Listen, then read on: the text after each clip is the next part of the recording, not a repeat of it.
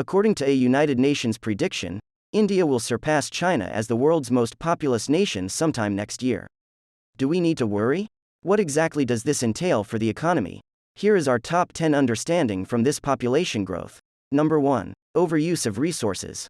The already overtaxed resources will be further stressed by the growing population. The demographic transitions are always responsible for changes in a nation's population size.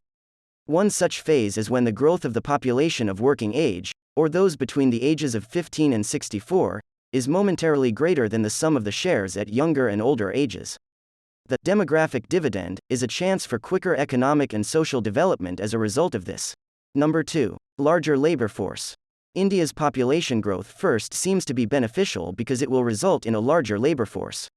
Making sure the populace is educated and that the labor force contributes to the GDP will be difficult, and there is a need to generate profitable positions in the information economy. Number 3. Increase job creation. With regard to job development, the demographic dividend could become a burden if India fails to generate enough jobs and its workforce is not appropriately trained for those occupations. According to a World Bank database, China currently has a labor force participation rate of 68%, whereas India's percentage is currently lower at 46% for the working class. India's GDP will need to increase by 8 to 8.5% yearly over the next 10 years, and productivity growth will need to be kept at 6.5 to 7% in order to generate jobs on such a vast scale.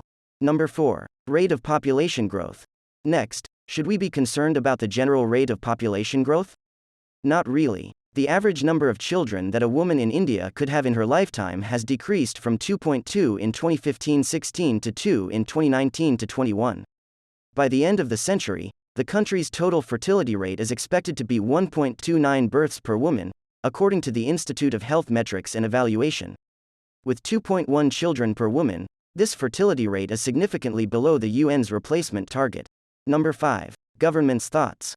The chief economist of India believes updates on population growth India will have a larger labor force, which at first glance appears to be excellent. Making sure the populace is educated and that the labor force contributes to the GDP will be difficult, and there is a need to generate profitable jobs in the information economy. Number 6. Healthcare.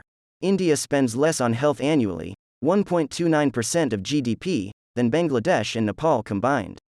China, in contrast, devotes 6.7% of its GDP to healthcare. While Brazil spends 6.3% of GDP on education, India spends only about 3.5% of GDP on education, far less than the worldwide average of 4.2%. Number 7. Create non-farm jobs. In order to employ new people in an extra 30 million workers who could transition from farm employment to non-farm industries, India will need to create 90 million non-farm jobs between 2023 and 2030, according to a McKinsey Global Institute analysis published in August 2020. To absorb this influx, India would need close to 12 million additional gainful non-farm jobs every year starting in financial year 2023.